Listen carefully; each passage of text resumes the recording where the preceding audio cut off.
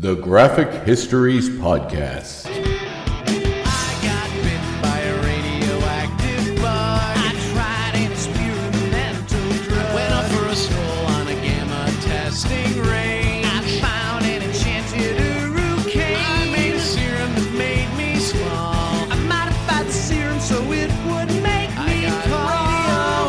Radioactive isotope in my eyes. Dying alien helped me accessorize. I gained the proportion and strength of a spider. Now I'm invincible and I can fly. I lost my sight, my other senses were heightened. I'm gonna put on my pajamas and go fight crime. Welcome to the Graphic Histories Podcast. My name is Andre Mayette, your podcast host. Big thanks to Uka the Mock for our theme song, Superpowers. And big thanks to you, gentle listener, for tuning in once again. Today's episode, we talk with James Aquilone. Now, I'm glad I asked him how to say his name, because I definitely would have said it wrong if I hadn't asked at the end of the interview. But James is a writer and an editor. He's written the Dead Jack book series, as well as a bunch of other great things, a lot of short stories. And he's done a lot of editing in compilating these books that he has kind of funded through crowdfunding and through other sources that are compilation books about horror stories with some pretty, remarkable writers, like Jonathan Mayberry, who had a brief career in comics writing for The Punisher, as well as Joe Lansdale, who wrote the Bubba Hotep short story that inspired the movie starring Bruce Campbell. Very cool chat with a very cool guy. We obviously talk about a lot of horror stuff because that's sort of his wheelhouse. Didn't necessarily intend to be that, but it sort of became that, and we have a great conversation about that as well because, horror is sort of my bag as well. And the compilations, the books are really cool. Great conversation about Kolchak the Night Stalker as well, which is a comic compilation that he is putting out as well. So, a lot of love for that old series, which is something that I hope people can find later in life and watch because it was super neat. I'm actually enjoying watching old series a little bit, like things I had never seen, never heard of. I do collect Blu-rays, and I believe I've discussed that before in the show. But recently I got this collection called The Master, which was a 1980s sort of ripoff of the A-Team with Lee Van Cleef playing the only non-Asian ninja, apparently. They call him the only Occidental ninja, or Occidental ninja, which is the opposite of Oriental, which means Western, is what Occidental means. Obviously, Oriental means Eastern. So, he's like a GI from the war that stayed in Japan, became a ninja, and then finds out he has a daughter, so he comes to America and teams up with a local sort of hothead kid that kind of becomes his apprentice. And as he teaches him the ways of being a ninja, the two of them travel around the country in the kid's van looking for the old guy's daughter. And it's fun. It's fun. I mean, it's very much a product of its time. Every time the master does any ninja work, he's always in a ninja costume to cover up the fact it's not Lee Van Cleef doing it. Whenever he does anything not in a ninja costume, it's very obviously a bald wig on a much younger man from behind. But, that's a product of the time. They probably didn't expect that someday people would be watching this in high definition. I got a good deal on it at a local store as a used copy, and I checked it. It's fun. It's super fun. It's kind of goofy, but fun, and sort of an era of TV that's sort of lost, where every episode was kind of its own little self-contained story, and you didn't have these big, roving season-long arcs, which are great, but sometimes it's nice just to veg out and watch something that, is contained in an episode. It has a little bit of continuity going around. There is sort of a villain that's following him around and pops up in different episodes, but it's a hoot. And shows like that made me think of shows like Kolchak, which are really fun, really unique, and really cool concepts, especially for an older time period. We get into a lot of that in our conversation. So, why not let me tell you about what we talk about? Why don't you just listen to it? So here's my conversation with James Aquilone.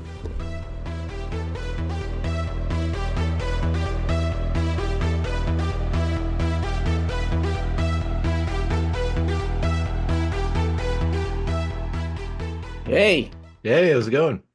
all right. How you doing? Oh, not too shabby. How are things out your way? Pretty good. Pretty good. Yeah. Busy as usual, but that's Yeah. good. Well, busy's good. I mean, hey, if you're an artist and you're saying you're busy, that's always a good Yes, thing. it is. Yeah, after years of having nothing going on, then it's like it all. Yeah. Do you find as like an artist type, because I am as well, that you feel guilty when you're not doing anything? Like if you just like relax or sit on your deck and watch the sunset or something, you're like, I could be drawing or writing, or you just there's some part of you that won't let you enjoy it. Yeah, because I mean, it's also there's so many projects that's piling up too. It's just like I should be doing something. Mhm. As my wife said to me, goes, "Why don't you just finish these projects?" I said, "Well, it's not that easy. I would like to," because I put a post up that said that I have like 17 projects. She's like, "Well, why don't you just finish them?" Like, I'm sure it's that easy. These are like very, intensive, labor intensive projects, and many some of them go on for months or years. Yeah, but just finish them. It's that easy. Come on, you have one Yeah, project. that's right. Yeah, I do envy those folks that can kind of keep one project on the go, finish it, and move on to another that aren't juggling like 90 all at once. Because I'm certainly one of those too. Yeah. So where are you calling in from? Staten Island, New York. Ah, very nice. New York. I'm in. Oh yeah, of course. Yes. I'm in Nova Scotia, so just a little bit ahead of you. Oh, yeah. I've been to Yeah. Nova Scotia a couple of times on a Oh really? cruise. Oh Yeah. nice, nice. You probably would have stopped in Halifax, I'd assume. Yes. Yes, yes. Yeah. Maybe the Titanic Museum and all that stuff.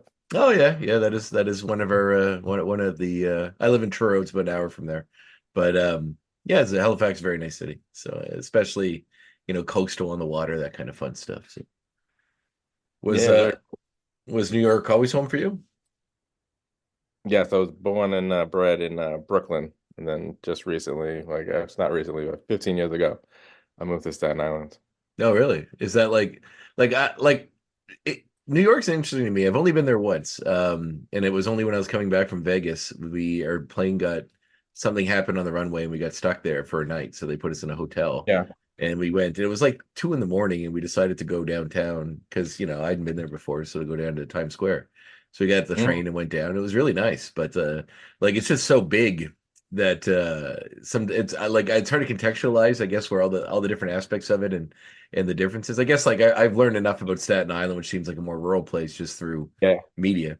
Yeah, Like well, it's suburban, really. It's really very different than the other boroughs. yes, that's what I hear. It's kind of more like where you go to raise your family kind of thing. Yeah, if you were coming to New York, you probably wouldn't visit Staten Island. Not a lot of well, I guess Coney Island's the famous fair, right? That's the one where all the fair Coney stuff's at. Island, Yeah, yeah. yeah. Yeah, I probably not, but hey, I like nice areas. I'm sure it'd be fine. And when did you go to to Times Square though? Oh God, 10 years ago. Okay. So, Yeah, it was very different when I was a kid, Times oh Square. really? What was the different? Oh, it was crazy. It was just pimps and prostitutes and Oh, drug dealers and the all the Times Square, the whole that whole like area that whole block was just X-rated movie theaters. hmm And, yeah. So that was like so that was when I was growing up. That was what Times Square was, the 70s and 80s. So they cleaned that all up in like the 90s. So now it's a very nice Mm. tourist attraction, but So it was more like the Abel Ferrara, Martin Scorsese, like yes. that Yeah. era of okay, yeah, of what Times Square I've looks like. seen the Warriors. Oh yes, yep, It was very much like that. yeah. That was New York City. Like, yeah, like we were always afraid to go on the train Mm. when I was a kid, like in the 70s. It was like, you don't want to do that. The trains were all covered in graffiti and it was Mm. it was scary. Then they didn't even have transit cops back then. So it was Oh just really? kind of like the Wild West. That was yeah, the transit police was like see, I say newer thing, which it's Yeah, not, it's like 40 years ago, but I think yeah. they didn't establish the transit police until like maybe the 1980s. Wow. Oh Yeah. yeah. Well, I was the one thing that shocked me the most about it was how busy, like I know it's busy, but it's like 3 in the morning and Yes. it's Oh just like yeah. the middle of the day. There's people everywhere, lights, everything's going on. There's Yeah. shops and restaurants and everything going, and it's just such a cool, sort of and again, I know they call it the city never sleeps, and I kind of understand It that. really It is. really, Yeah. it I really used to feels that. When I was young, I would just take the train into the city and just walk around at Mm. like 1 or 2 in the morning. And there would always be people around and things open. I don't know if that's as true now after COVID. Oh, fair enough. Yeah. There used to be tons of places that were 24 hours, but now it's very hard to find like a 24-hour diner or something Mm. in New York.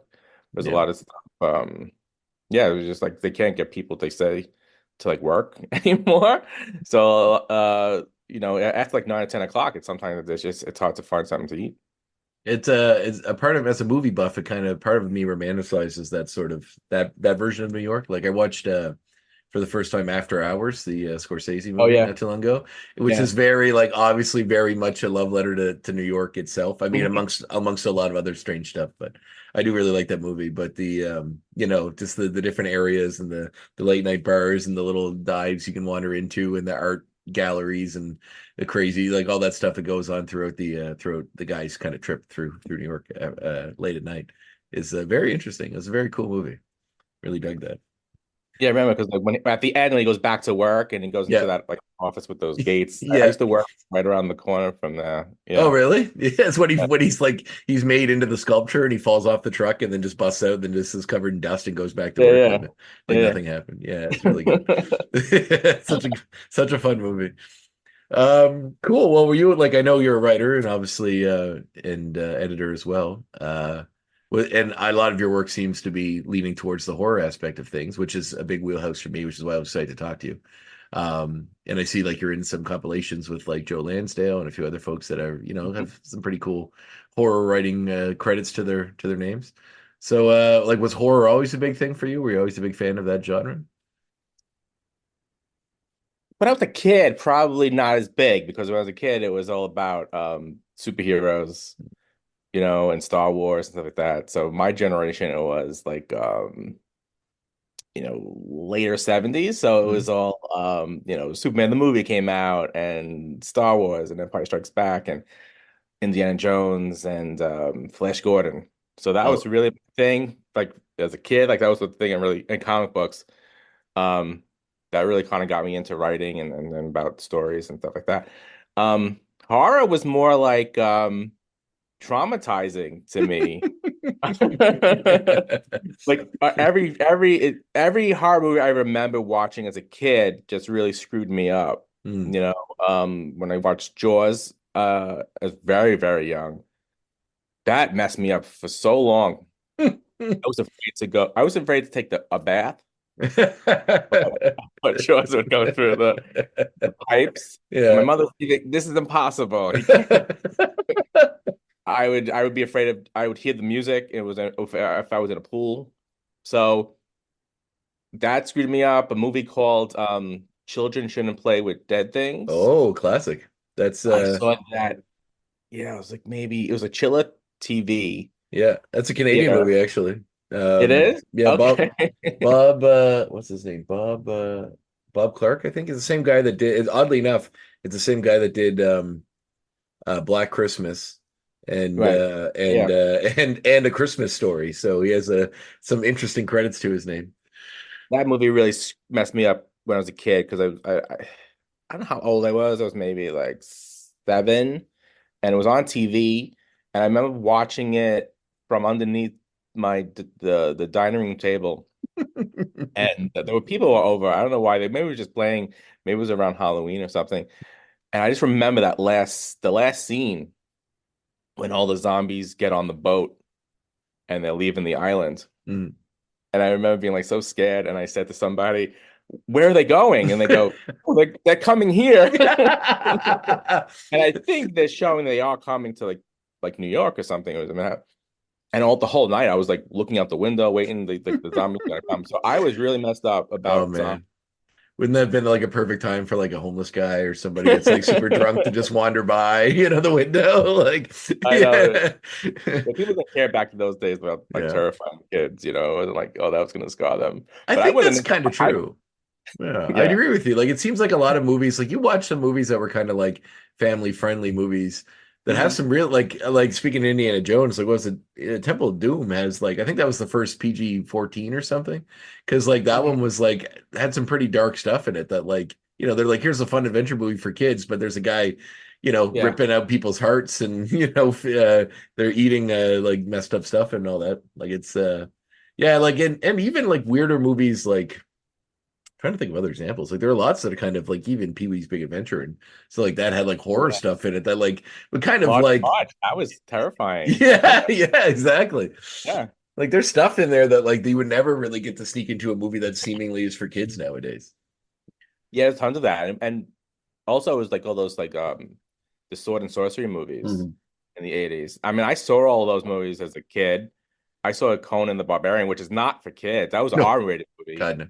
But The even then, Destroyer is, but not the Barbarian. So yeah, so I was like maybe 8 when I saw that. My mother took me to see that. wow. And there's a lot of nudity in that and a lot of like, violence and craziness. Yeah. But yeah, I probably saw like my first nudity on film and all those sword and sorcery movies like um Beastmaster Oh yeah. and Sword and Sorcery and yeah, Cole, whatever. Yeah, all that stuff. And there was nudity in almost all of them. And you don't see that. Was Yeah, your and that was they seem to be made for kids, hmm, those types of movies. And a lot of kids did see them, yeah. but Were some of your them are. were your It didn't folks for stop seeing it though. no, not at all. Like I said, they didn't care. They're just like, the parents are with them, No. whatever. Were your parents Yeah. fairly like cool about like taking you to stuff like that or like Oh yeah, there was accepting of your never love any of them? type of restrictions on what I can see, Awesome. like movies or TV. Yeah, you know, I was obsessed with TV. So the minute I went home from school, I started watching TV. Up until again, I'm gonna date myself. Up until Johnny Carson and David Letterman. So I would watch TV from like 2:30 up until like 1 o'clock in the morning. I would maybe Wow. try to do the homework around like 11 o'clock, like 11 o'clock when like the news came on. So I wasn't interested between 11 and 11:30. So I would dash off my homework in my bed, but I would just keep watching television. And my mother wasn't very strict on us about like curfews or anything like that. So I Hmm, would just lay as I wanted and just watch television. nice. Were you that's a cool thing too about like growing up in a city like that. I imagine like TV because they always like where I grew up was fairly rural and we only had a few channels until satellite dishes became kind of a thing and then cable started coming out our way. But all these sort of late night chiller theater marathons and these sort of movie things, we never got any of those. And like I listened to quite a few podcasts where like people talk about movies and and often they'll talk about all these different the I'm trying to think of all the different ones, but like Joe Bob Briggs or like the Yeah, Elvira or like each little area had their own kind of horror TV icon person that would introduce these movies and do that sort of thing. There's one Sven Gulli, those sort of ones. Like they're just yeah. yeah, like and I kind of like the idea of that just is so great, and I really wish that I had that as a kid, and I'm pretty jealous of folks that did. It seems like it I would have think been a the New blast. York one was Zachary. Zachary, what was his deal? I don't remember seeing it. So, I mean, I was more, I would see Elvira, Oh yeah. but Zach was just like a kind of tall, like an Undertaker looking dude. Oh yeah, yeah, okay, yeah, totally. That's fun. Yeah, I don't think he was as well known as like Svengoolie or No, he Elvira. didn't. He didn't make the cut, I guess, as far as Still, like what. TV was our big thing in New York. Yeah, that's cool. That, yeah, 'cause I don't remember. I mean, I guess it was maybe once a week or Mhm. something. But yeah, that was the big horror thing in that area. I don't know. I guess maybe it did just play in like the New York area or on the East Coast, Schiller Theater, because they still have like a convention called Schiller Theater, Mhm. that they do in New Jersey. Oh, that's sweet. So that's where I would see a lot of horror movies as a kid. And my Mhm. my aunt was like a really big horror fan, so she would rent stuff. I remember like watching stuff like Free on a Meat Hook. You ever Oh get yeah, that? yeah, yes, yes. I feel So like she'd if rent stuff like that, and I I would, feel like it watch was them. Eli Roth or someone was talking about that on something I heard recently. Yeah, it's kind of like a Texas Chainsaw Massacre ripoff, Yeah, basically. yeah, that movie certainly made the meat hook popular again in That's a horror great movies. title, though. Free on a Meat Yeah, Hook. yeah, that is true. You can't like as a writer, you can't sort of like you can't You know? you hear lines sometimes and you're just like, that's perfect. I was making this joke the other day about is it John Prine, like the folk singer. He passed away during COVID, but he has a line in one of his songs called "Naked as the Eyes of the Clown," and I leaned over to my friend and I said, like. You can't write a better song lyric than that. Like that's like, That's great. yeah, it's like that's you can't. It's just you hear stuff like that, like Tree and a Meat Hook. That is great. Like, yeah, like, how do they get on the meat hook? We got to find out. We got to watch this movie. Yeah, that's why I always remembered it because of that title. But it was Yeah. like very obscure type of. Well, that was back in again, in the 80s Mm. when the video stores were just popping up, and again, there was no like restrictions on what you could rent. Mhm.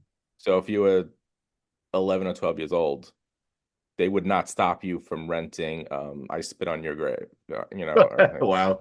you know. So it's Yeah. fine. Just go ahead and See, take it. but that's the I part always of remember seeing that title too. It was always sitting there, like right by the door. I remember I Spit on Your Grave. I I was like, I miss got that it one day. provocative titles in horror movies. Like it's always like now, like especially Italian ones. They're always like questions. They're like, "What did you do to Solange?" Like, like don't torture a duckling. Like Yeah. this is like strange, like just very Dario Argento ones are a little shorter, but like a lot of those other ones are just really long, elaborate. Like the night Evelyn came out of the grave, like just very like long sentences, titles. Those seem way more interesting to me than just like Severance or whatever the hell movies are Yeah, called I hate now. that. Or like The Gift or something. Yeah. There's like 20 movies called The Gift. Yeah, I know. Yeah. Yeah. Yeah. It's like, But it's I want the Sam Raimi one, goddammit. yeah. That's It was funny. Drag You to Hell. I mean, Yeah, that's a good, that's a great one. yeah. So when you're reading comics, what were you reading? Like what were you getting into then? As a kid, Yeah. but it was mostly like superhero stuff. So Hmm. it was just, first it was Superman and Batman, and then I discovered Spider-Man, and then I was like, oh, you know, I could relate to Spider-Man. Hmm. As a kid, I couldn't relate to Batman or Superman. So when I discovered Spider-Man, then I was like, wow, this is amazing. So it was a lot of Spider-Man and stuff like that. Hmm. And then again, at that time, it was like really big on like collecting comic books. So then Hmm. I would try to find like, the older stuff and getting like old Shazam comics and just any type of, number ones that I could get. And I remember getting this comic called US1 Trucking. Oh, I And remember that one. it was like the number one. And I was like, oh, I got the number one. This is gonna be worth a lot of money. That was like a weird comic. Yeah, There this are a is lot of those then. I often make jokes about Super Pro. You remember the Marvel comic where he was like a football player? yeah. Yeah, and then there's another one they had called, was it Animal Force or Brute Force, where they were like animals that were Mhm. in mech suits. One was like a kangaroo and a dolphin and like a bear and something else and Bizarre a comic. tiger. Yeah, just weird, like just throwing everything at the wall. Or like Kickers Inc. Like here's a football team that's like a superhero team. It's just weird shit. They threw everything at the wall Loved to see it. what It was was funny. like, this is great, Yeah. Yeah. Then you look back and you think, I can't believe the comics that I got. Well, they look back and as most of my comics seem to have been Archie comics. Yeah. The top Archie comics. That's the funnest part about being a comic collector. And I'm sure you run into it all the time. Whenever someone else finds out you are, they're always like, "Oh man, I got all these old Archies. You want those?" Or it's like, "No, no, I don't." And so because when I used to be hard up for money, I would try to sell some of the comics, and Mhm. I tried to sell the Archies, and they're like, no, they're not worth anything. We don't Well, really care. there's so Um, many of them. There's there's so so many many of of them. yeah. You could build a house out of Archie comics and have lots left over. But Well, they used to sell them when you go to the supermarket, and when you go up to the checkout, there mhm. would be Archie comics. Then they'd have like the little digest. So I think that's how I got most of my Archie Yeah. comics. Oh, throw in an Archie, and they would only be like 25 cents or 50 cents. But then, like, it's funny how everything that sticks around long enough becomes something like, because same story. Like, I think they still do that at the grocery store. At least they do around here. But eventually they're like, Archie crosses over with like the Predator or like the And that, Punisher, yeah. like or like the Hunger one or the Zombie one. Like they just keep like trying to find these fun new ways to make Archie kind of relevant, but also kind of kitsch and unique. Like the Punisher meets Archie one was like, I remember I got that in a used bookstore when I was a kid. It's like it ends with like a cliffhanger that seems to be like a Wolverine Jughead crossover that never happened, which is Yeah. really funny. And it's like, man, I wish that would have made it out. They're just a series of various Marvel tough guys running into Archie characters. You know. No, they've done a good job at that. And then they did the Riverdale show, and that was really popular, and Mm. the Sabrina stuff. So they've found a way of making that work, which you would think, on the face of it, seems ridiculous, but that's one of the few ones that it does work. Well, I watched like one episode of the show, maybe two, and I was like, oh, this is just a teen drama show where they just name the characters the same names as the Yeah, characters from the book. It has nothing to do with anything. nothing to do with No, like Archie's having sex with Miss Grundy, and like who's like a smoke show, and like it just none of it like like Reggie's like a different, like everyone's kind of different. It's just very, and it's fun, whatever. People liked it. I did like how someone who was really into it that I knew was telling me about it because I was like, "What's going on in that show now?" It's a couple years have gone by, and they're like, "Oh yeah, like Betty's dad is like this vigilante called the Black Hood," and I was like, "Oh, that's fun that they snuck, some of those old Red Circle comics in there, like that were like the Web and the Red Hood or the Black Hood and those guys." That was kind of interesting. At least they had some reverence for that stuff. Yeah, I mean, I don't think any of the people who were into that show were really into the No, comic. no, nobody's like, "Oh yeah, the Black Hood, woo," you know. Yeah. Well, when did you start writing like yourself? Probably like when I decided like, oh, I want to be a fiction writer, probably Mhm. like around 17. Hmm. That's when I said, all right, I want to be a fiction writer. I want to start writing stories. And again, I sound old, but then I got a typewriter for Oh, my 18th birthday. So I said, oh, I'm ooh, gonna start writing now. I'm gonna start writing on my typewriter. And I wrote 3 stories, and they were each 1 page long. oh, so you're going And for the short story that was collection. how it started. Yeah. Oh, that's sweet. Were you like, what were you? I guess when you made that decision, were you reading a lot of books? Like, who were you reading? Yeah, I was reading a lot. When I was at that age, though, I was very kind of hoity-toity, and I would just read like literary stuff because like, Ooh, if I want to be a great writer, I have to read like the classics.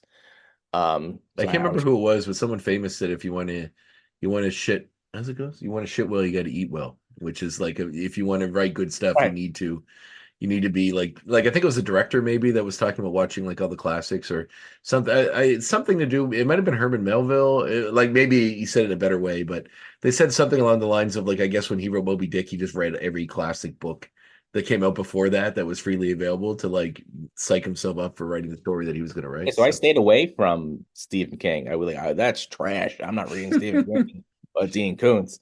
So I would read Shakespeare, and I would read Kafka and oh James wow. Joyce, and I At would read those. 17, you're reading Joyce. That's awesome. Yeah. That's sweet. Was it all? Were you getting it all? Like, were you getting like Shakespeare and all that Some stuff? of Like, it, but it eventually it just got really boring, and yeah. I was like Vanity Fair, Hmm. right? Stuff like that. And then I started reading Ivanhoe, and that's what kind of like I was like, all right, enough, because Ivanhoe is so boring. Ivanhoe was like every time like a new character appears, they would go on for like 4 pages just describing their clothing, and it would Oh, just be very intricate descriptions of the clothing, and it was just like, this is all right. Let me start, reading some contemporary stuff. And I met my wife at that time, and she's a hardcore horror fan. nice. She read all of the trashy stuff. She read John Saul and Dean Koontz and Stephen King. And so I said, all right, let me start reading Stephen King. And then I started with Carrie, and I was like, oh, okay, now I get it. Because then it was like, I'm not really understanding how to write Mm. reading Dostoevsky, just like, I Yeah. don't get Well, at least you went to that. you went to the deepest part of the well first. You're like, let's Yeah, dive in. Let's read like yeah. Dostoevsky. That's well, I mean, I applaud you. That's actually really cool. But I mean, I did enjoy that stuff, and I mm, was also a philosophy major. okay, It was journalism philosophy, wow, uh, which is weird. But so I did enjoy reading all that stuff, and I read, I actually do enjoy I enjoy reading everything. I always yeah, did. So oh I yeah. love reading like the Odyssey and the Iliad and stuff like that. The old, I've been on a bit of a Hemingway kick lately. yeah. So So I would read anything. I was reading like John Paul Sartre at one point and Camus and stuff. So yeah, so that's I awesome. haven't read that stuff in a while, but yeah, but then I got into the I guess the modern writing and stuff like that. And then I got really into Elmore Leonard, Hmm.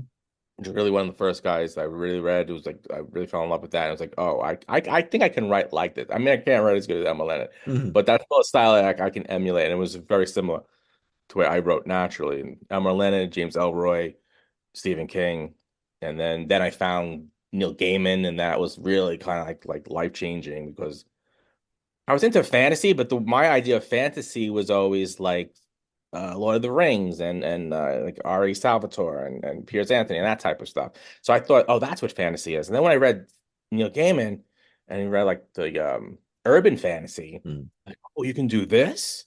This is amazing. I was reading like American Gods and so like that really kind of like changed things for me. And then reading that and reading him and Elmer and Alan Moore. Hmm. So then we really became like, oh, I can write fantasy.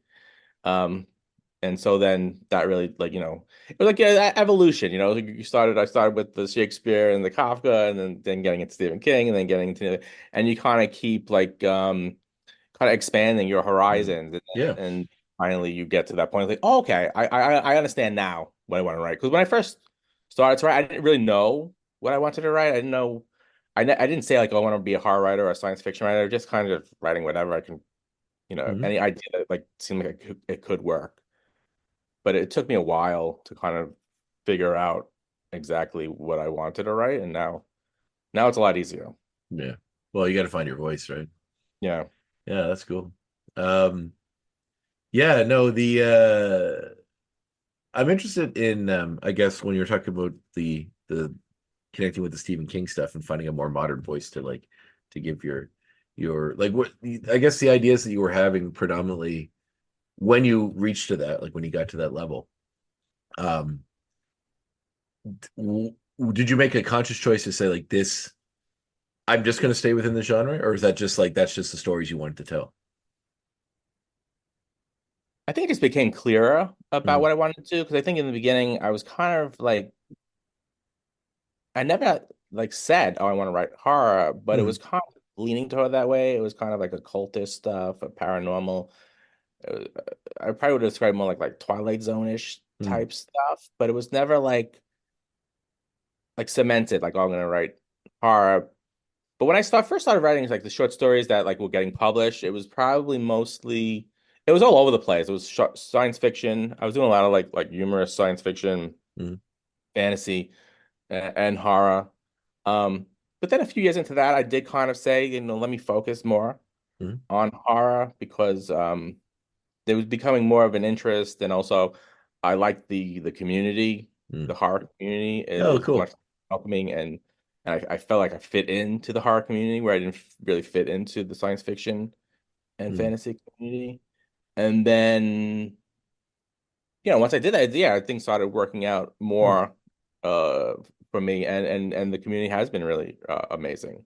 Yeah, I guess. Yeah, no, I totally understand that. So did you feel like you had a predilection towards darker stories or darker things in general?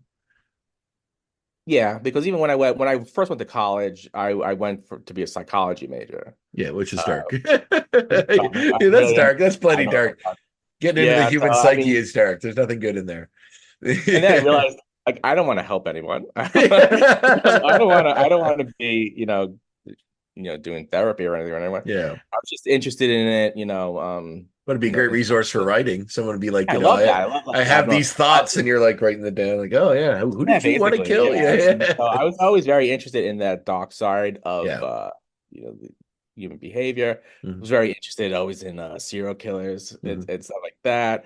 I was very obsessed with reading Mindhunter, Nice. uh, the John Douglas book about serial killers. Yes.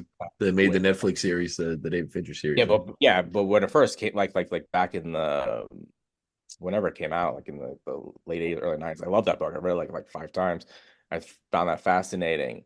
So I was always interested in that, that side of things. So I was always interested in that dark side. Hmm. So it was not like there's definitely not a leap to get Oh yeah. into Oh, excellent. horror, but also my personality and my natural tone is kind of very jokey Mhm. too. So I have to kind of so when I was a lot of those stories, I was like writing like this series called Dead Jack, Zombie Detective, Mhm. and they were very, very easy to write. So I just kind of got stuck writing a lot of that stuff, and I was like, so I had to kind of like put the brakes on. I was like, all right, let me just writing some serious horror stuff, and but I have to kind of like stop myself from trying to make a joke or trying to just find like what the absurd you Mhm. know angle on something. So I do have to stop myself at that. But I do enjoy writing the serious horror stuff, but I do I do have to kind of control myself. So I just finished writing a weird Western novella, like a Western horror story that deals with H.H. Holmes. Oh, nice. It's kind of a fictional version of it where H.H. Holmes is caught and he escapes from prison in Chicago, and then he's going south, and this marshal then is tracking him to Fort Worth, Texas, Oh, where nice. H.H. Holmes actually had a second murder castle in Fort Worth. I didn't know that. Really? Wow. Okay, that's very Yeah, which cool. was almost exactly like the one in Chicago, but it was never finished. So I took that idea and said that, he was going to just start things up in Texas. So that's what the story was. But I was always interested in that, and also my wife too was also like she's like a serial killer expert too. So that's one of the things we kind of bonded over, stuff like Nice. that. Yeah, I've always found him to be one of the more interesting of those. Because he's like, like you don't want to glean anything positive out of a serial killer story, but you're also like, you're only limited by your imagination and and your work ethic. I mean, the guy literally built an entire fucking hotel that was just designed with secret murder Yeah. rooms and shoots, and so he could just kill and get away with it as long as he possibly could, basically. Like the Yeah, I mean, idea of that is he's way ahead of insane. his time. Yeah, He's it's like it's innovator insane. in the Like serial killer game. It's amazing, and it's amazing that he wasn't very well known until no, the Eric Lawson book came out, Devil in the White City. I mean, right. a lot of people didn't, which is really strange because he should have been the most famous serial killer of all time, and should have been much more well known than Jack the Ripper. He was Yeah. much more interesting. He's probably the most interesting um, serial killer ever. I mean, yeah, I mean that like the castle and then and all those rooms and it was Yeah. just crazy. But I don't Also, know why. like building that, like with you have to have a Yeah. pretty understanding construction team and be like, hey, you gotta build some of these. Yeah, it was an these entire block. It was yeah, like this yeah, huge building. And then underneath, on the first floor, they were just regular stores. And he also had, it was a hotel and a pharmacy, and I think it sold candy, and there was Oh man. I there think it was a store. was American Horror Story. American Horror Story had a season that sort of did a nod towards him. I think it was Hotel. Right. Yeah, but that's where I think I first learned a little bit about him, and then kind of went in to watch more, learn more. And I was like, holy crap, this guy! I'm surprised this guy isn't like. There probably is movies. I'm surprised there's never been big movies made about him. Like, for every Jack the Ripper movie, there's No, probably. there wasn't. Well, they always been talking about Martin Scorsese was supposed to do one, Oh, and it was really? Ooh, our Leonardo DiCaprio, and then really? I would yeah. love to watch that. And he left the project, and then Keanu Reeves supposed to be part of it. I think then now it's supposed to be a series, a Hulu series. No. It sounds like they're getting closer to doing it, but I think it's based on Devil in the White City. But yeah, that would be really the first like major H.H. Holmes movie. I Yeah. mean, there's some like very There's been local. lots of inspired buys, I'm sure. Like I'm sure the guy Yeah, from Saw had a little bit of, yeah. that and some other folks like that. But it's just yeah, that's very interesting.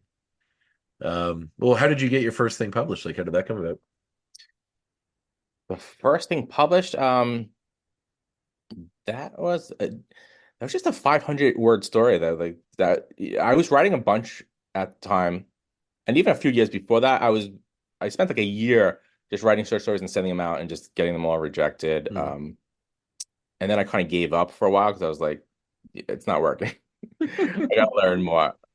Which I shouldn't have just stopped. I just stopped cold as far as like, sending stuff out. So a Hmm. few years later, I kind of got back into it and it says, no, I got to at this point I was like in my like late 30s and I never had any fiction published. I mean, I've always worked as in journalism, Hmm. at college, so I've always been an editor and writer. But I never had any fiction ever published. So saying this is ridiculous. I have to just like kind of just focus and just say, listen, I just gotta just keep writing and get something published. And it was actually inspired by Sylvester Stallone because I had read a book about him making Rocky, Hmm. which he wrote, Hmm. and his philosophy was, I'm just gonna keep writing scripts until I get something made. So I'm gonna write the script, send it out. Write the next script, send it out. And I'm not gonna stop until something gets made. And then it got Rocky made. So I'm gonna do the same thing. I said, you know what? This isn't going away. This desire to be a writer. I have to get published. I'm just gonna keep writing short stories, sending them out, and I'm not gonna stop. If it takes me 100 stories to get something published, I'm gonna do that. So that's what I did. I'm just gonna keep writing the stories and send them out, write the next story. And took about a year. My first story accepted though was the Dead Jack story, the first Dead Jack story, which was accepted by Weird Tales in like 2012, but it didn't get published for about 2 years. So the first thing that I wrote that got published was this 500 word. They were just doing an anthology of like stories for like 500 words. Yeah. And so I immediately got an idea, and I just actually this was one of the first time. It was maybe the only time it really happened. It's just like had the idea, wrote it. It was pretty much done, and I sent it off like the next day, and then it got accepted, and then that Wow. was the thing that I got published. That's Which cool. is like I think the end of like 2012. So Wow. it's 12 years now. The Dead Jack series looks pretty fun, actually. I was just skimming through some of your stuff, and it reminded me of something I've talked about before. Do you ever watch the HBO movie Cast a Deadly Spell? I Yeah. watched it after, as someone told me that it was very similar. Oh, I don't know. I haven't read the book, so I'm not sure. But just the idea of that sort of, Oh yeah, Lovecraftian horror yeah. in a world of magic and crazy stuff. But I also see it that you're working on a Kolchak book, so I'm assuming that was a show that you had enjoyed growing up as well.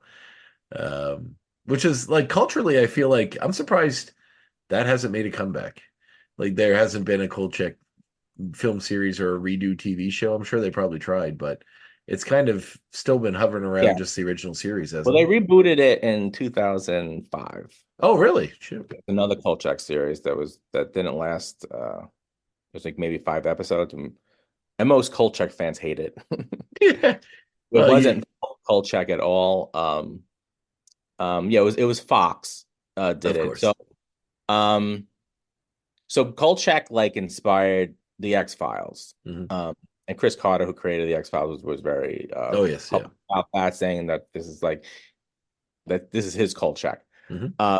So I think some of the writers from the X-Files then were involved in that reboot, the 2005 Kolchak reboot. So they made it a very much like the X-Files. It was much darker, Mhm. serious than the original Kolchak. And the guy is like cool looking, and he doesn't have the hat and all that. Yeah, it's better. Like I much would rather Paul Giamatti playing him or something. Like I'd much rather be Yeah, like, something like that than like everybody's got to be cool and it was what's his name? suave and six pack and all Stuart this stuff. Stuart Townsend Oh yeah. was married to Charlize Theron, and he was in Stuart he played Stuart Townsend played him, the guy from Queen of the Damned, that guy. yeah, yeah, yeah. Oh, that movie, yeah. Very good looking guy, and he played in League of Extraordinary Gentlemen, Yeah. Dorian Gray. Yes. Yeah, so he was very cool and hip and very uncultured like. So Yeah, to say the least. it was only kind of like Kolchak in name only. But that Yeah. was the last time they did that.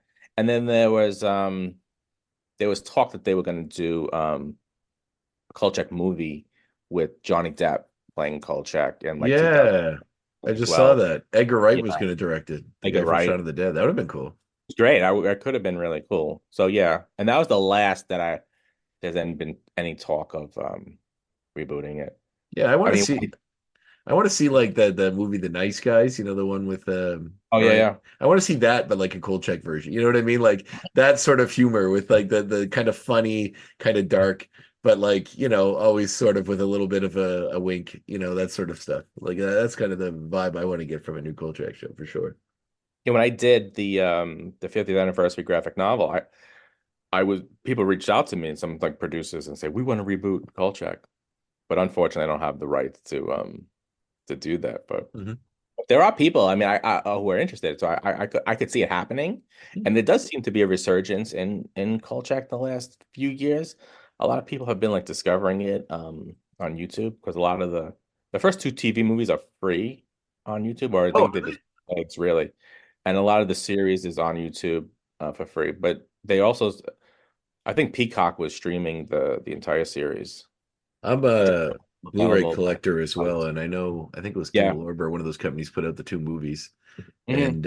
And I think maybe the series, but the series was interesting because whenever I caught like a random rerun of it, it just seemed like it's always starting from scratch. Like he forgot about all the supernatural stuff he saw in the previous Yeah. one, and you're like, oh, like how's this? Like, did you not remember you fought a mummy last week? Like now you're like, what, werewolves are real? How is this possible? It's like, That's what always was frustrating about, but that was what old TV was always about. Yeah, yeah, everything always had to end, and go back to the status quo.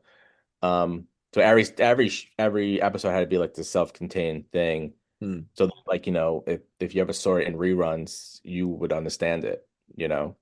That's why it took a very long time for like American TV to start doing serialized stories like where they started with like The Sopranos and Lost, But they never did that. It was always these shows where everything had to stay exactly the same and there was never any kind of continuity or anything that. And then a show like Kolchak, it kind of is frustrating. That you're like, well, you fought a werewolf last week and Yeah. a month before that, and you never put anything together and say something's going on in Chicago. Why is every week a monster showing up? Well, But it's and it's fair enough. I can't complain that there isn't enough horror TV shows because there sure are. But I don't know, just something that's kind of like a fun. I never really watched Supernatural. Maybe that's the thing that a lot of people yeah, like. there's a similarity to that, like Buffy. Mhm. Yeah, Buffy Shows I love, yeah, yeah. and X-Files I love too. So, but the idea of like this sort of these kind of fun little jaunts into horror that have a little bit of a goofy bent to them is always something that I've Yeah, that always was the thing appreciated. with Kolchak. It was very, and Darren McGavin was very likable, Oh yeah, and they were for sure. fun, but they were a little scary, and especially at the time. Um, and a lot of people say when they watched it for the first time, in the 70s, they was, you know, they were scared.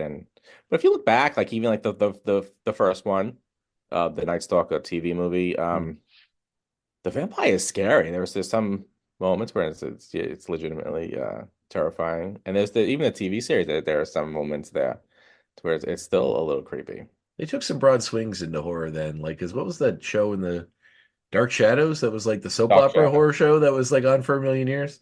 Well, that was Um, the same Dan Curtis. oh, same guy. Okay, cool. Yes, he did Kolchak too. That's a show I'd be interested to watch, but I don't have 50 years to watch it all again. It was on for very, it was a lot of Yeah, that episodes. was the soap opera, so it was on every day, Yeah. and then I think there's like over 1,000 There episodes. So, actually is a movie that sort of came later with, I think the same cast was in it, called House of Long Shadow or House of Dark Shadows, I think. That's supposed to be kind of a more succinct version of the whole story done as a movie. That's a lot more serious and darker. I think we started watching it a few years ago because when they did the Tim Burton, Oh, I hated that movie so much. we tried watching it, but it's a commitment. Yeah. Oh yeah. Oh hey. That's a Awesome. great idea, right? I mean, a horror soap opera, and that's Yeah. way, I mean, in the late 60s, Yeah. you know. Yeah. I wish we had something like that now. I'd be watching that 20. I guess I could go watch the original series. I They think there probably was a reboot. I think it was a show maybe reboot? in the 80s. Yeah, it Oh yeah. was. I remember it was Ben Cross was in it, and Gene Simmons, not the from Kiss, but the actress Gene Simmons. Oh yes, okay. Yeah, so well, I think it was the late 80s maybe, but they did reboot it. There was a TV series that was later on. That's They cool. rebooted everything. Oh They've yeah, been no, doing it a long time. you can't, Yeah. nothing is sacred not that anything should be sacred, I guess, but like everything, like nostalgia money is big money. Everything gets remade. Even the thing that got remade 3 years ago gets remade again. Like, Look at just the because, Monsters. They're doing it. They just announced another Monsters reboot. but not the Rob Zombie one, another one. Not the Rob. Now they're doing a darker version of the Monsters. The Those, version they did, there's a made for TV movie that Brian Fuller did that was supposed to be like a pilot. I liked it was like 1313 Mockingbird Lane, it was called. yeah, that's the Uh, one with Eddie Izzard. yeah, he was Grandpa, and Jerry Connell was Herman. Portia de Rossi was Lily. It was cool. I really dug it. I like Brian Fuller. I mean, that Hannibal's TV series was fantastic. Hmm. But and I heard he just left the Friday the 13th show they were going to do, which really annoys me because I thought it was like hopefully it'll be fine. But I was really excited to see what he was going to do with it. So, Yeah, but I mean, there's a lot of stuff that's coming out now, and uh, they're trying to take advantage of every series, yeah. So there's going to be that Crystal Lake yeah, that was what it was going to be that he was working on. thing. Yeah, although I don't know anything about it. I don't know because that'd be interesting. I don't know how you do that. Hmm. Well, it's funny because there's a podcast I like called The Best Movies Never Made, where it's the guy that wrote the Sonic the Hedgehog movie, Josh Miller, and and this other guy, the guy that did the documentary Jodorowsky's Dune. So they have Oh yeah. this, yeah, they have this podcast together where they read scripts, often with industry experts or people that wrote the scripts for things that never got made. And one of them was the Freddy versus Jason versus Ash movie that they were going to make. Oh yeah, I heard that. And it's so cool and so depressing they never made this movie because it would have been amazing. Like they would have set it all up and tied it all together in such a beautiful way that like Jason's mom used the Necronomicon to bring him back from the dead, which is why he came back and he's a messed up ghoul now, and and all these different things like Yeah. that to that sort of tied it all together in this beautiful way. And whole dream sequence where Ash is in the cabin and the hand that gets cut off is Freddy's glove and like all that sort of stuff. It was just super, super cool. And it would have been very interesting, but it's really sad that it got kind of left to the side. Yeah, there's that stuff that like all that stuff that doesn't get made always sounds so much cooler I than the stuff know. I that guess get because your made. imagination fills in the differences. Like they did one about Yeah. the sequel to The Thing. They wrote a two-part. It was gonna be one of those, when they used to do like the made-for-TV two-night event movies where they would be Mhm. like, yeah. So they had one of those. Sci-Fi was gonna do a sequel to The Thing that was gonna be that, and it sounded so awesome.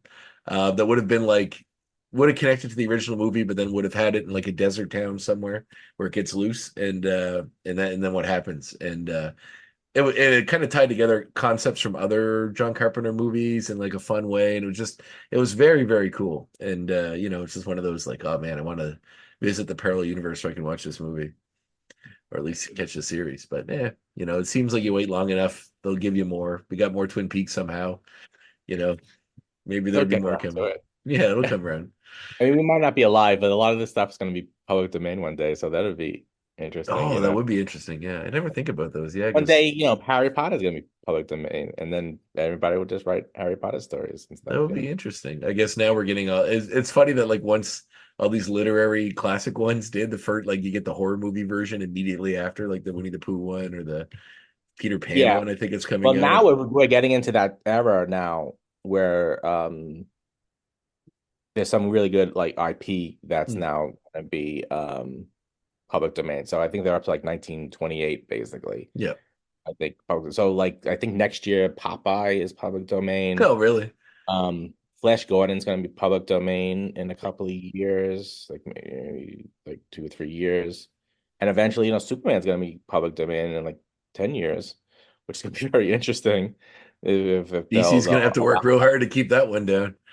Yeah, so once we get into like the 30s and the 40s, and then all those comic book characters are going to be supposedly public domain. Yeah. Uh, Superman, Batman, Wonder Woman, and then then they're getting into all the other stuff like the Flash and Green Lantern. So I don't know what they're gonna do with that. Or they're trying to already stop, put the brakes on Mickey Mouse. Yeah, Steamboat Willie stuff.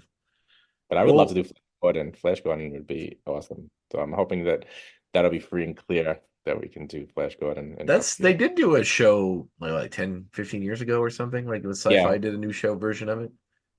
So Yeah, that they always sounds try to get Flash Gordon. I think that there's supposed to be a big there was supposed to be a big Flash Gordon movie um coming out too. yeah, But they always talking about like some big Flash Gordon movie. they better get that done soon before anybody can do it. They'll never top the one with Queen though. I mean, you have that Queen soundtrack, so I mean, it's like you can't. I mean, unless you bring back Queen too, you know. Yeah. It wasn't a great movie, but I was a kid. That was like the movie that just blew me away. That was like, so It I has a watched lot of stuff kids it would love, on TV. I watched it. Yeah. Yeah, that's really cool. Well, what's the editing side of things like? Like, because when you're putting together these compilations, like the Kolchak one or the Monsters Unleashed one that you've done as well with like is that just a deal with a publishing company where they're like you're in charge of getting the sourcing the material? Like I guess how deep does that go? I never really talked to someone that edited compilation books like that before. No, all those deals really it was just me. Classic Monsters was an idea I had for a long time, and then I'd never edited an anthology, so I went to Crystal Lake Publishing Hmm. and said, "Hey, you want to do this?" And they said, "Yeah." And but it was basically like, "All right, go ahead and do it," and then hand it to us. that type of deal. And that was also how Kolchak worked too. I had the idea for Kolchak doing this 50th anniversary thing, and I pitched it to the publisher, and then they said okay, and then there wasn't like any like assistance or anything with, or even money wise. So it was just like raise the money because I was doing Kickstarter. So they all I think like Crystal Lake and Moonstone were okay with me doing the stuff because like well if you can raise the money and we don't have to give you any money, Yeah, they don't care. So I no, had to no do effort to it, them. Yeah. But then I said, well, if I'm raising all the money, why do I need publishers to deal with? So then that's when I started Monstrous Books, and I said, let me just do this on my own because I'm raising the money, I'm doing all the work, and then it doesn't make any sense to cut a publisher in who's Yeah, it not. does And, nothing. and Literally I'm does not saying nothing. anything about Crystal Lake Publishing because I still work with them, and Oh and yeah. they are, but they are a small horror publisher who does they don't really they're getting more money now because they're doing Mhm. better. We're actually doing a graphic novel. We're going to be doing a crowdfunding campaign for that with Jonathan Mayberry's Joe Ledger book. So it's the first Joe Ledger graphic novel Okay, cool. under Crystal Lake Comics. So yeah, Crystal Lake has been growing and doing better. That's Um, awesome. but most of the time, the publishers don't really help you. Well, And then they're happy to get the money, but they don't want to do the work, right? They're like, yeah, give and me they're the very money. happy if you could say, "Don't worry, you don't have to pay me. You don't have to Mhm. pony up any money. I'll raise all the money." And they go, "Okay." So if you Yeah. can do that, you can get any deal you want. But then it's really not a deal at all because you are the publisher. So you might as well just do it on your own. Ideally, the publisher's job is to finance the project, but it Yeah, doesn't always you're more like a work. producer really than a yeah. Yeah, yeah. Yeah, Oh, so that's I'm doing my own thing, and publishing these books myself, and then I got the rights to Kolchak, so I can just do Kolchak stuff now, free and clear of anyone else. And so Kolchak, all the Kolchak material will be published through Monstrous Books now. that's very cool. Wow. That's awesome. Yeah. It must be neat to kind of get in touch with other people, contemporaries that are doing the horror writing and stuff and trying to coordinate with them on getting stories and stuff for these books. It's got to be interesting because I imagine when you get that call, you just like look into your Rolodex of stories that you have sitting around and something that applies, or I guess write a new one depending on the time you have. But No, that's the really cool thing about doing the anthologies and being editors, then it's to work with all these other people. mm, If you're just a writer, it could be a very lonely gig. And it's just you. But to be a publisher and editor, and you get to work with all of the other people in the genre, and then in the beginning, it just blew me away that like these people would say yes. mm, Like because if you want to be an editor and you want to put together anthologies, really, if you want to be really successful at that, the number one thing you need to do is be able to get big name people mm. to contribute to the anthology. So if you can't do that, it's tough, but you can still put out a good anthology just even from slush. But that was my fear in the beginning. It's like, oh, will anybody accept my invitation? But then I got Jonathan Mayberry to do Classic Monsters Unleashed, and then after that, then it was a lot easier after Yeah. he said yes. And I was able Once to get folks see you have someone Dale established, yeah. and Ramsey Campbell and those guys. So it's been amazing, that I've been able to work with all these big name people. Sometimes I look at my like emails and it's like, holy crap, I got all these people who are like in my email. I have like Joe Hill is responding to my email and Mike Oh, Minogue wow. I'm a huge and fan of stuff him. like that. I'm like, holy cow. They said no though, but they still Still, responded. they responded. That's cool. I'm a huge fan of Joe Yeah. Hill. I like him a lot. Oh Uh, yeah, I love Joe Hill. Like Nosferatu was like one of my favorite oh yeah, yeah. novels. So I would love to work with him. And Mike Minola, I love Hellboy. That's one of my favorite characters. So I would love to do. I mean, I would love to do anything with Mike Minola. But yeah, but just the fact that he responded to me is just like, oh Oh, that's awesome. Well, hey man, that's how it starts, right? It doesn't yeah. mean they're always going to be no's. You just keep trying, right? As I think you've Well, kind of that's the learned. thing. Yeah, that's what I think I learned was just go out there and ask. you'll be amazed the people who will say yes. Uh, when I did Classic Monsters Unleashed, almost everybody said yes to that, and it was Classic Monsters, and I got very few people who said no, and I think a lot of those people who said no they were legitimately busy. Hmm. So Well, it's they, also like a lot of people write this stuff because they're fans of it, right? So yeah, like you love it, so that's the world you love being in, so that's you write in. So any excuse to play in that world, like everybody loves those. I mean, any horror fan or loves the classic Universal monster kind of thing. So to be able to play in that wheelhouse, that's a blast. Like that'd be really, really I fun. think that's how I got most of the people to work on Mm. these projects because it's like, oh, I'm busy, but I really love, this idea of the classic monsters. That was that was easy because Mm. who doesn't want to do like new stories, you know, based on Dracula and Yeah. Frankenstein and the Invisible Man. And then Kolchak was also very easy because it's like, hey, you want to write a It's like I've been waiting my whole life to write a Kolchak story. So a lot of people were waiting around. Mm. Like Kim Newman, who was a big Kolchak fan. And I had read that in an interview that he had done, that he was this big Kolchak fan. And so I was like, oh, I gotta contact him. That's, I'd love to work with him, and then this would be a great opportunity. And then, he immediately said yes. So, I would say almost every horror writer is like a Kolchak fan. Yeah. That was not Sure. hard. It was actually more difficult because there were people and some big names who came after, contacting me like after the book was announced, saying, "Hey, I would love to do Kolchak." And then I have to say, oh, we're already, at that point we were already like way Yeah. over budget, and it was a graphic novel, so it's very expensive. Yeah. I had to turn down a couple of big name people. Well, You know, maybe volume two, Yeah. yeah. There's always room for volume two.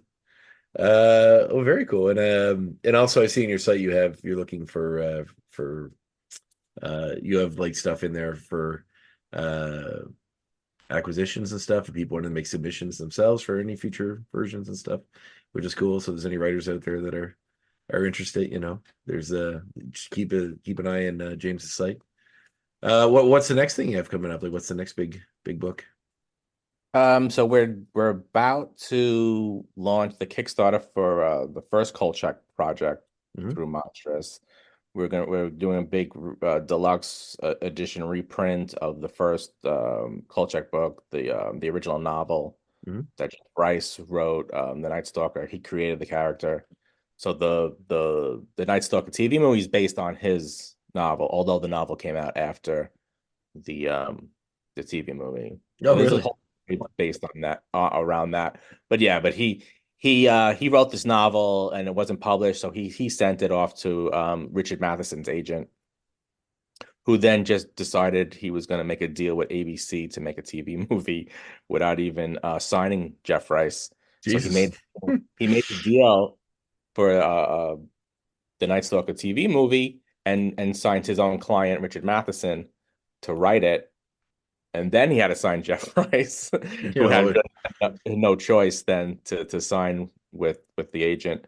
So then they made the TV movie, and then they released the novel. But the novel was written about 2 years before the TV movie came out. oh, that's interesting. I was talking to someone, I think it was Stephen Grant, the comic writer, who had like he wrote the Two Guns that Mark Wahlberg it's a Oh, Washington movie. Like he did a graphic novel that never really went anywhere and then got made to a script and then got a graphic novel. Like it was just sort of a weird roundabout way to getting there. Uh that must have been interesting. I mean, Matheson's another guy that's kind of I met his son because he's a writer too. yeah, Um he was in the book. He was yeah. in the he was in the his anniversary book. Oh, awesome. They film I do a little bit of acting and they film movies in Nova Scotia fairly often. Oh, okay. Usually Stephen King ones because it's cheaper to film here than That's right. Yeah. Maine and it looks exactly the same. Right. So they did a short story of his called Big Driver. They made it to a movie Oh yeah. for yeah, I was in that. Oh And he wrote yeah. the script I think for it. So Yeah. he was on set a few days and I literally just said hi to him or whatever, but Oh, he's very cool. No, I've he's been in a couple of he was in Classic Monsters Unleashed, and did he did his first comic book was with the Kolchak 50th anniversary oh, that's awesome. thing.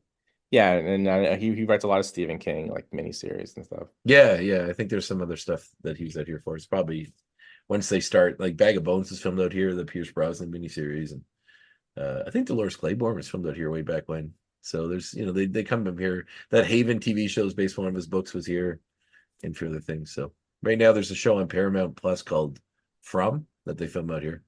We just started watching that. Yeah, actually, you might see me in the background in season Oh, 2 and 3. really? Yeah, I'm one of the Colony Okay. House people, so I'm just wandering around back there.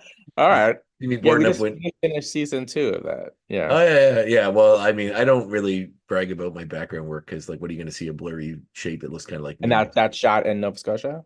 Yeah. It's in um around Halifax area. There's a soundstage in Dartmouth, and then there's All right. But now set. we know where they are. Yeah. Well, yeah, I guess so. Yeah, that's right. That's right. Yeah, so they were in rural Nova Scotia.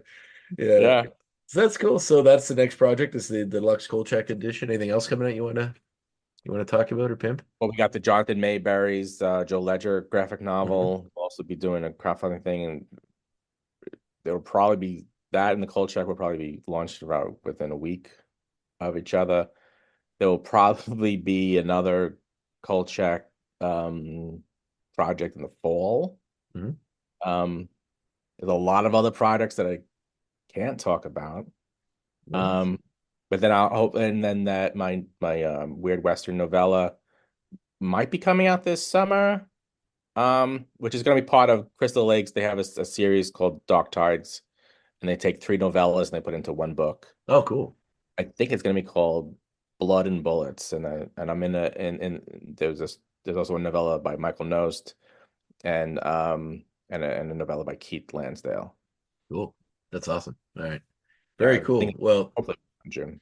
all right. So I don't get to talk to people that work in horror very often. So what if you were to pick one horror book that somebody's probably never heard of to read, what would you suggest? Horror book Yeah. that no one's ever heard of, huh? Oh, I don't know. Well, I mean, the average folk might not have heard of. My recent one that I've been telling everyone to read is it's by a Canadian writer. It's called The Troop. Yeah. Nick Cutter's the name of the guy that it's Yeah. Nick Cutter wrote it. It's like a pen name. Craig Thompson, I think is his real name. But Stephen King put it over on the cover, like it's like he did the blurb saying it was one of the scariest things he read in years. And it's about like a Boy Scout troop that gets stuck on a small island. This guy's infected with some mysterious thing shows up, and it kind of goes off from there. But it's very, very good. I'd highly suggest it. If I can cheat, I would say the Night Stalker novel because not that no one heard of the Night Stalker, but I don't think that a lot of people realize that that it was a book. I didn't. So you're that's a good one because I'm It's a gonna really good book. I mean, yeah. it is very similar to the TV movie. It was like it was very faithfully done, but there's a lot more to it. I mean, what's interesting is because it's 1970s and it's Las Vegas, and it gets much more into like the day-to-day activities of like a reporter Mhm. at that time, which is very interesting. Oh, that's funny. You just reminded me. I am going to be reading this because I got the Audible collection that they just put out that has the two of them. Oh, Yeah, the two of them are in it. So I'm very excited. The two books that he did. yeah, the Night Uh, Stalker and Cry, Moonstone a couple of years ago. yeah, or it's like actually there's a few in here. There's by other writers. The first one by Jeff Rice, but then there's Joe Gentile did one, and then CJ Yeah. Anderson did one. So yeah, they're all in this set. Cool. So that's a good suggestion. Awesome. Yeah. So it's a very cool book, and like I said, it's you also get to see as with most of those books that are based on you know or the movies that are based on the books that you get to see a lot more, and it's kind of interesting the way it's done because Jeff Rice, who wrote it, kind of inserts himself in there Hmm. where he it's basically like Jeff Rice gets the book from Kolchak and is exposing Oh, I see. Yeah. Cool. that been. Awesome. Well, thank you so much for your time. It was great Thank talking with you. you, James. I love And yeah, I should ask before I go, how do you pronounce your last name correctly? So when I do the intro, I don't mess it up. Is it Aquilone? Aquilone. Aquilone. Aquilone. Okay. Yeah. Because sometimes you get the NE, like I talked to, or the RE, and you're like, it seems like it should be or, but then it's like Italian, so it's like ore or something. It was at one point, but Yeah. now it's Americanized. Oh yeah, Aquilone. Aquilone. Okay, perfect. That works. Thank you so much. It was great chatting with you, man. Yeah, it was a lot of fun. I look forward to checking out the books. Thank you. All right. Have a good one. Take care.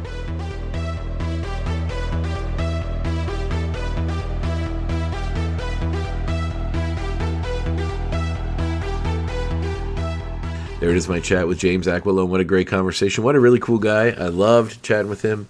A lot of really cool talks about a lot of esoteric horror stuff, and not so esoteric horror stuff, but anybody that's wants to get in and talk about horror, well, I'm your guy. And I was talking to someone that's related to the industry in a way like James is. It just makes for a great conversation, free flowing sort of talk, and creative guy and very unique writer. So go check out his work as well. A lot of it's available online. You can get it on digital platforms, but grab the physical media if you like that, which I sure do. But I'm not against the occasional ebook or whatever. I've read a few that way, and it's always good. It's good times. This is just experiencing. It depends how you want to experience your fiction, but yeah, I think ebooks are good. I like them. I read Who Censored Roger Rabbit. Kind of trying to get that done in prep when I was talking to Gary Wolfe, and it was great. It's a great, easy way to read. So I do like to read in bed. My wife doesn't like lights on, so it's a nice way to be able to do that. So I'll probably be checking out some more of James's stuff that way, and you can too. But physical media is also great. Grab the books if you can. Alrighty, I'm going to leave you. I'm not sure who's up next for episodes. I do have one lined up, but you never know until it's recorded. I never want to be 100% sure to say it on the show, but it should be done soon. You can just pay attention to social media for that one. A lot of really cool folks coming down the line. Some great conversations to be had, but in the meantime, thank you for listening. Please like, subscribe, share. Also like, subscribe, and share to our sister podcast, X-Rated, the X-Men Anime Review Show, where we chat about the X-Men cartoon from the 90s, and now we've done X-Men 97 as well, which is fantastic. Go check that out, leave a review, and tell the world how much you love it. It'd be much appreciated. But in the meantime, stay safe, have fun, read some comics, and I will chat to you next time. The Graphic Histories Podcast is a proud partner of the United Federation of Podcasts.